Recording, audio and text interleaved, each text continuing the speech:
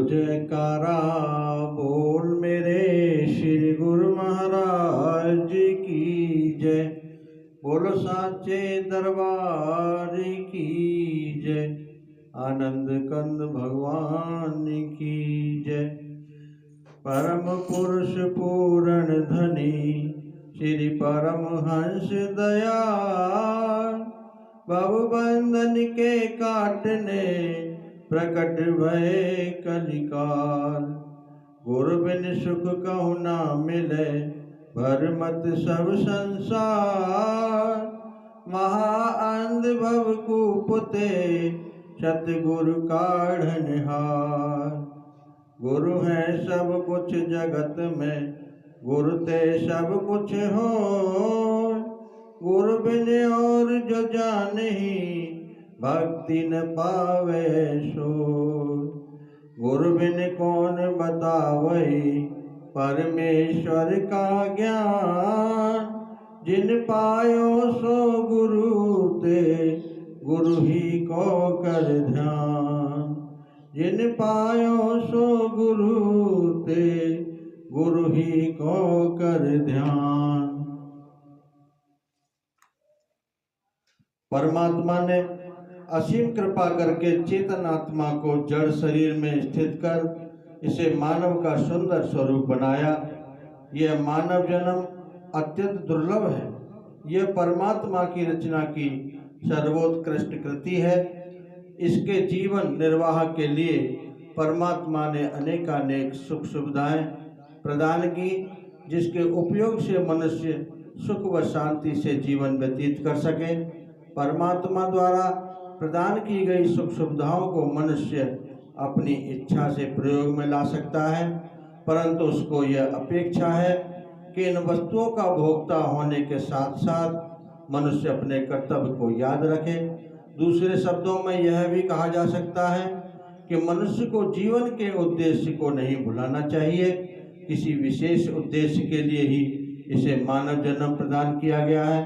इस मानव जीवन के लक्ष्य को भुला देने से माया के बंधन व गुलामी में जकड़ा जाता है। परिणाम स्वरूप पुनः दुख व कष्टों में घिर जाता है। असल का इश्क रखने से तुझे बसले असल होगा। नकल के इश्क से आखिर तुझे बसले नकल होगा। नजर आएगी वो ही चीज तुझको ख्याले आलम में। तेरे दिल के इरादे पे सदा जिसका दखल होगा। लगाकर इश्क दुनिया से खुदा का जो बसल चाहे। कोई जो आग से सर्दी का तालिब बेअकल होगा।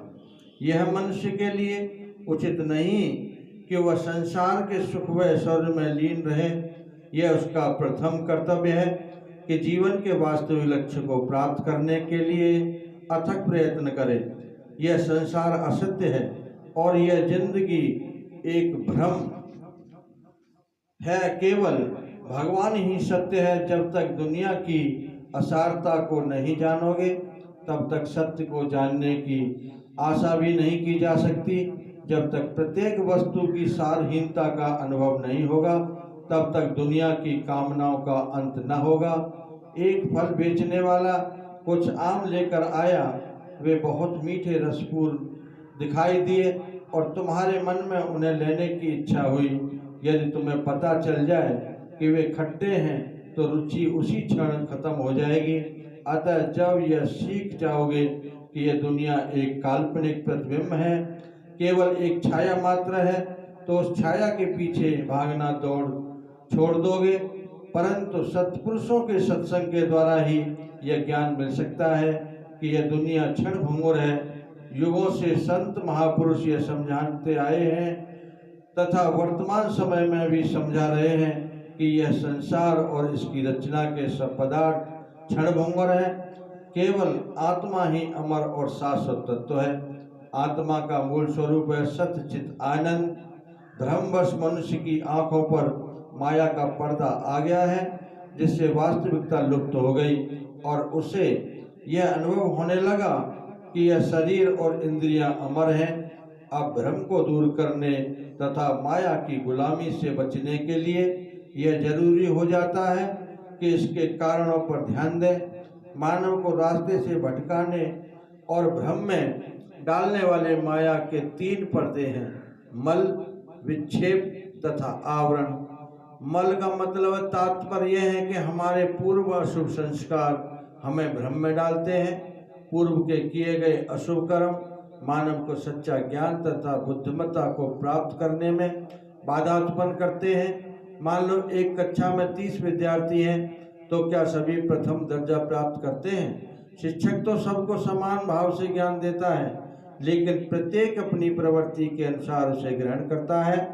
दृश्यमान जगत की परिस्थितियां हर एक के लिए एक समान होती हैं। संसार की शक्तियां एक समान काम करती रहती हैं, लेकिन कई तो माया में लिप्त रहते हैं। कई संतों की शरण में जाकर संसार की माया और भौतिक लोभ को ठुकराकर एक प्रभु भक्त की जिंदगी व्यतीत करते हैं। स्वामी विवेकानंद जी ने एक बार दर्शकों को पूछा कि तख्ते पर खींची गई लकीर को कोई छोटा कर सकता है? शर्त यह है कि उसे मिटाया न जाए। कोई आगे नहीं बढ़ा। तब उन्होंने एक लंबी लकीर उसके ऊपर खींची तथा कहा, क्या अब यह छोटी नहीं हो गई? अतः यदि वर्तमान जिंदगी में मनुष्य अच्छी संगति ढूंढता है तथा अच्छे कार्य करता है, तो वह पूर्व जन्म के बुरे संस्कारों द्वारा उत्पन्न बाधाओं पर विजय प्राप्त कर सकता है। विक्षेप, इसका अर्थ है मन का अस्थिर होना। यदि शीशा तुम्हारे सामने हमेशा घूमता रहे तो क्या उसमें प्रतिबिंब स्पष्ट दिखाई देगा? नहीं, कभी नहीं। जब तक शीशा एक जगह पर ठहर न जाए तुम स्वयं को उसमें नहीं देख सकते। इसलिए जब तक मन अशांत, डावाडोल और विचलित है, अपना सही रूप अर्थात आत्मा को नहीं देख पाओगे। मन स्थिर व शांत तभी होगा जब प्रतिदिन नाम सुमरण तथा ध्यान में एकाग्रता प्राप्त करोगे। आवरण अज्ञान है। सभी संतों ने कहा है कि अज्ञानता के बादलों ने आत्मा को ढक लिया है। अज्ञानता के कारण हम भूल से क्षणभंगुर, नश्वर, मलिन, दुखपूर्ण और जो वास्तव में अपनी चीज नहीं है, उस शरीर को अपनी पवित्र आनंददायक आत्मा मान बैठे हैं। अर्थात सच की पहचान न होने से झूठ को ही सच समझ लिया है। शरीर को सब कुछ मानकर उसी निमित्त कर्म करने में तत्पर रहते हैं। एक कथा है कि एक व्यक्ति मद्यपान कर नशे में मदहोश था। वह इसी उन्मत्त अवस्था में बिजली के खंभे पर चढ़कर चिल्ला रहा था। एक पुलिस कर्मचारी उसे पकड़कर घसीटते हुए न्यायाधीश के पास ले गया। न्यायाधीश ने पूछा, क्या बात है? उसने कहा, जनाब, मैं क्या कर सकता था? 3 मगरमच्छ मेरा पीछा कर रहे थे। मुझे बचाव के लिए खंभे पर चढ़ना पड़ा। कितने आश्चर्य की बात है कि मगरमच्छ, और वह भी शहर की सड़क पर। यह सब उसने नशे में देखा।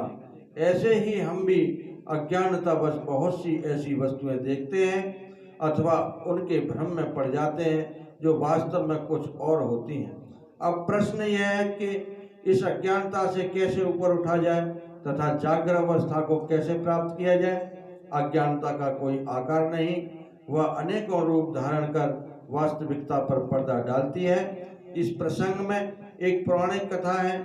एक बार नारद जी ने भगवान श्री कृष्ण जी से पूछा, प्रभु, मुझे माया तथा अज्ञान का स्वरूप बतलाइए। कुछ दिन बीत गए। भगवान श्री कृष्ण जी ने नारद से कहा कि वे उनके साथ एक रेगिस्तान की यात्रा पर चलें। कई मीलों तक चलने के पश्चात भगवान ने कहा, नारद, मैं प्यासा हूँ, क्या थोड़ा पानी मेरे लिए ला सकते हो? नारद जी तुरंत पानी लेने चले गए। कुछ ही दूरी पर एक गांव था। उन्होंने पानी की खोज में गांव में प्रवेश किया तथा एक द्वार खटखटाया। एक सुंदर लड़की ने दरवाजा खोला। उसे देखते ही नारद जी यह भूल गए कि उनके स्वामी प्रभु श्री कृष्ण वहाँ पानी के लिए प्रतीक्षा कर रहे हैं। सब कुछ भूलकर वे उस लड़की से बातें करने लगे। पूरा दिन बीत गया। वे भगवान के पास जाना ही भूल गए।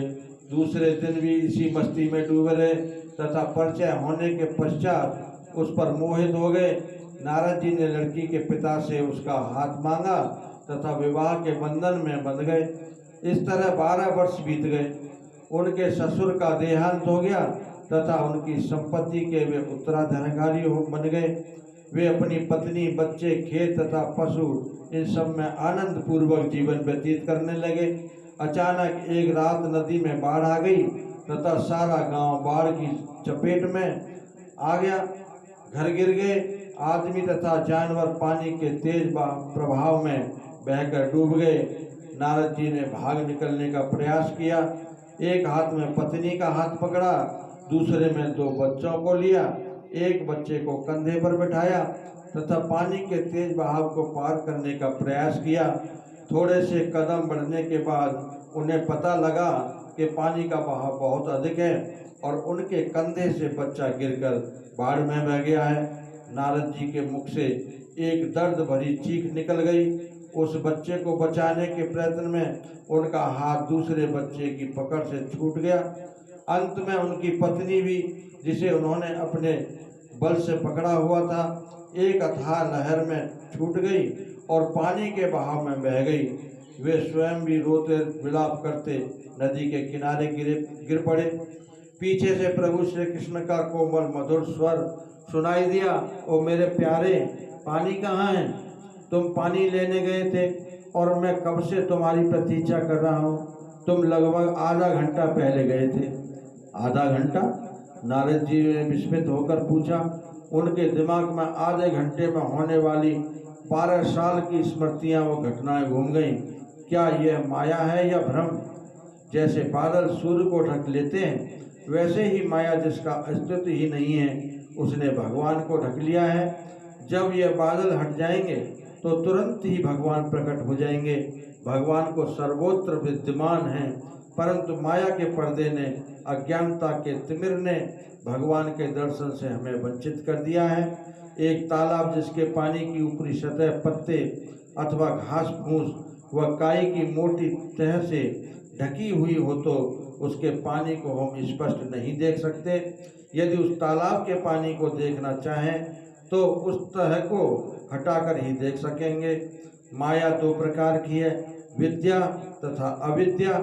अविद्या हमें मोह में फंसाती है तथा विद्या हमें मुक्त कराती है। अविद्या हमें भटकाती है, जबकि विद्या हमें ईश्वर से मिलाती है। ज्ञान, भक्ति, शांति, यह सब विद्या के ही स्वरूप हैं। अविद्या माया स्थूल व सूक्ष्म अनेक रूपों में प्रकट होती है। मन के द्वारा स्थूल रूप का पता सरलता से लगता है, जैसे कि धन, वैभव इत्यादि, लेकिन सूक्ष्म माया लुभावने ताने वाने में मन को फंसा लेती है। उदाहरणतः कोई भक्त या बैरागी जो भक्त पथ पर चल रहा है, वह भी पिछले अशुभ कर्मों के प्रभाव से अपने मार्ग से भटक सकता है, या एक योगी प्रभु दर्शन की इच्छा से ध्यान में दिव्य प्रकाश की किरणें देखकर अहमवश अपने असली लक्ष्य को भूल सकता है। माया के आकर्षण से वह भ्रमित हो सकता है कि भगवान के दर्शन के लिए मुझे आगे बढ़ना है, अर्थात मार्ग में ही अटक जाता है। यह इसका सूक्ष्म रूप है। माया प्रबल रूपों में मनुष्य पर वार करती है। काम, क्रोध, लोभ, मोह और अहंकार स्वेच्छाचारी मन धोखे में डालकर पथ से भटका देता है। काम वासना का विष मनुष्य को प्रभु की खोज नहीं करने देता। ऐसे छल कपट युक्त लुभावने अविद्या के अनेकों स्वरूप हैं। इसलिए संत महापुरुष चिताते हैं कि इंद्रियों के द्वारा मत भटको। तुमने इंद्रियों के माया जाल में स्वयं को पूरी तरह फंसा रखा है, इसलिए तुम्हारी दशा दयनीय है। इंद्रिय सुख से बचो, ये रास्ते में बाधा डालते हैं। स्वेच्छाचारी मन, शरीर सभी रास्ते में चट्टान बनकर खड़े हैं। उन्होंने तुम्हें धोखा देकर गुलाम बना लिया है, क्योंकि तुमने गुलाम की न्यायु से सर्वस्व समर्पण कर दिया है। इस धोखे का कारण इंद्रिय वासना है, इसलिए इनको अपने पर शासन मत करने दो। मन को शासन मत करने दो। सेना को कभी सेनापति का नेतृत्व नहीं करने देना चाहिए। लड़ाई में अवश्य ही हार जाओगे। सेनापति को ही सेना का नेतृत्व करना चाहिए। तुम स्वयं इंद्रियों के सेनापति बनो। अपने मन के संचालक बनो, उसे ऐसा बनाओ कि वह पूर्णतः तुम्हारी आज्ञा में रहे। मालिक बनो तथा चिर आनंद के मंदिर का द्वार खोलो, तब शाश्वत आनंद तथा ज्ञान के खजाने को प्राप्त कर भरपूर सुख पाओगे। पूर्ण संत सतगुरु को पथ प्रदर्शक बनाओ और उनके मार्गदर्शन में नित्य प्रति नियमित रूप से साधन नियम पर चलो। इस अविद्या को पराजित करने के लिए हमें इसके रुख को विद्या में बदल देने का प्रयत्न करना चाहिए, जो मोक्षदायिनी शक्ति है। यह अपने मन पर नियंत्रण निर्भर करता है। सभी विचारों का सृजन मन में होता है तथा मनुष्य मन के कहे अनुसार सभी कार्य करता है। मन ही उन पर विचारों का केंद्र है जिसके चारों ओर मनुष्य की जिंदगी घूमती है। इस प्रकार मन यदि आत्मा से मिलकर रहे तो व्यर्थ यथार्थ को देखता है, लेकिन यदि वह माया के बंधनों में बंध जाता है तो मलिन हो जाता है। अतः हमारी मुक्ति की कुंजी है मन तथा विचारों पर नियंत्रण रखना। लेकिन याद रखो, मन को नियंत्रण में रखने की युक्ति केवल संत सतगुरु से ही सीखी जा सकती है। वे ज्योतिर्मय परमात्मा की ज्योति का साक्षात्कार कर उनमें एक रूप हो चुके हैं। केवल वही ऐसे साधन नियम बतलाएंगे। उनकी कृपा से ही अपने मन पर काबू पा सकोगे, अर्थात मालिक बन जाओगे। अतः ईश्वर कृपा के पात्र बनने के लिए उत्साह पूर्वक अथक प्रयत्न करो और इस पथ पर आगे बढ़ो। मन बहिर्मुखी बनकर दुनियावी सुख से ऐश्वर्य, इंद्रिय विषय वासनाओं एवं कामनाओं की जंजीरों में बंध जाता है। निराशा के सिवाय कुछ पल्ले नहीं पड़ता। इनकी पराधीनता में दुख झेलता और कराहता है, और बाहरी कामनाएं और आकर्षण आंतरिक आनंद से दूर कर देते हैं। ये इच्छाएं और वासनाएं अंधा बना देती हैं। ये इच्छाएं उन पदार्थों के प्राप्त करने के लिए आकर्षण युक्त काल्पनिक चित्र बना देती हैं, जिससे मनुष्य उसकी तरफ खिंचा चला जाता है। एक वासनामय मन सरलता से सांसारिक प्रलोभनों में आकर्षित होता है। यह कहना गलत न होगा कि काम वासनाएं हमारे अंदर शांति का हरण कर लेती हैं। ये इस प्रकार हैं जैसे एक जलाशय का मूल्यवान पानी उसके छिद्रों में से निकलकर भौतिकता के रेगिस्तान में जा रहा हो। इंद्रियों की कामना की तुलना उस हरी विषैली वनस्पति से की जा सकती है जिसके फूल गुलाब जैसे रंगीन और उनमें से खुशबू आती है, लेकिन उस पौधे का हर भाग विस्मय है।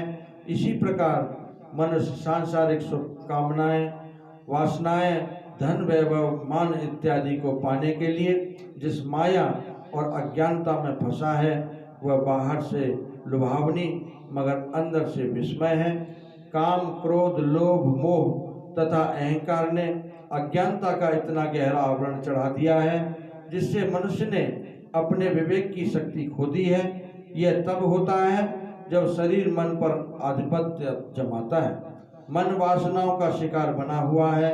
ये वासनाएं मन को इच्छाओं की दुनिया में भ्रमण कराती है और ये इच्छाएं कभी भी तृप्त नहीं हो पाती। इच्छाएं दुख, निराशा व कष्ट की ओर ले जाती हैं। मनुष्य का मन जिसमें वासनाएं और इच्छाएं भरी हों वह इंद्रिय सुख, सांसारिक प्रलोभनों, भौतिक संपत्ति और वैभव के पीछे पागलों की भांति भागता है। लेकिन ये सुख क्षणिक है और उनकी प्राप्ति क्षण भंगुर है। इन नाशवान चीजों से भला कोई शाश्वत सुख कैसे पाएगा? इन सांसारिक पदार्थों के बिछुड़ने पर खुशियां का दूर हो जाती हैं और मनुष्य अत्यधिक दुखी हो जाता है। ये कामनाएं और इच्छाएं मनुष्य को बंधन, दुख और घोर नरक में ले जाती हैं। दिल में जब ख्वाहिश हुई, रंजो अलम पैदा हुआ, ख्वाहिशों के बदन से खौफो गम पैदा हुआ। काट दो ख्वाहिश की जड़ को, फिर कहाँ रंजो अलम, जिसको ख्वाहिश ही नहीं क्यों हो उसको खौफो गम। हिर्स से दिल पाक हो, ख्वाहिश से गर दिल पाक हो, फिर कभी हरगिज न इंसान गमनाक हो। अतः हमें अपने मन पर अवश्य नियंत्रण करना चाहिए। स्थूल तथा सूक्ष्म दोनों प्रकार की परिस्थितियों में से बचना चाहिए। जब कामनाएं इंसान पर हावी हो रहेंगी तो जीवन को उन्नति के पथ पर अग्रसर करने के सब प्रयत्न विफल हो जाएंगे। इसलिए सावधानी से संसार के सूक्ष्म से सूक्ष्म प्रलोभन से बचाव करते हुए अपने मन को ऊंचे विचारों में लगाए रखना चाहिए। अपनी वृत्तियों को गलत मार्ग की ओर जाने की नहीं देना चाहिए। सोचना तो मनुष्य का स्वभाव है। यदि अशुभ विचारों से बचने के लिए निरंतर अच्छे और शुभ विचारों में मन को न लगाया जाए तो पुनः वही विचार हावी हो जाएंगे। इसलिए कमर कस लो, हमेशा सतर्क रहो तथा मालिक से साक्षात्कार करने के रास्ते पर विचार पूर्वक अनवरत चलते रहो। माया से भ्रमित मनुष्य की आत्मा को पूर्ण स्वतंत्रता अर्थात मुक्ति तभी मिलती है जब वह पूर्ण सतगुरु की शरण में आता है, क्योंकि वे स्वयं माया से परे होते हैं। यह स्पष्ट है कि संसार के सभी संघर्षों और कष्टों का प्रत्येक व्यक्ति स्वयं निर्माता है। मायावी शक्ति जो प्रत्येक आत्मा को भ्रमित करती है वह कुछ और नहीं, केवल छलावा मात्र है।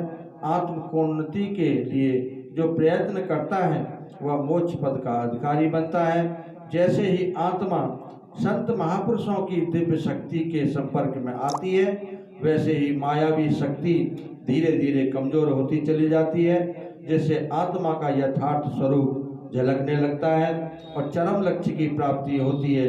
इसलिए यत्न पूर्वक प्रार्थना करो और ईश्वर की कृपा के लिए आग्रह करो। उनकी कृपा ही सही मार्ग पर ले जाएगी और बिना किसी बाधा के अपने लक्ष्य पर पहुंच जाओगे। बोलो जयकारा बोल मेरे श्री गुरु महाराज की जय। बोलो साचे दरबार की जय। आनंद कंद भगवान की जय।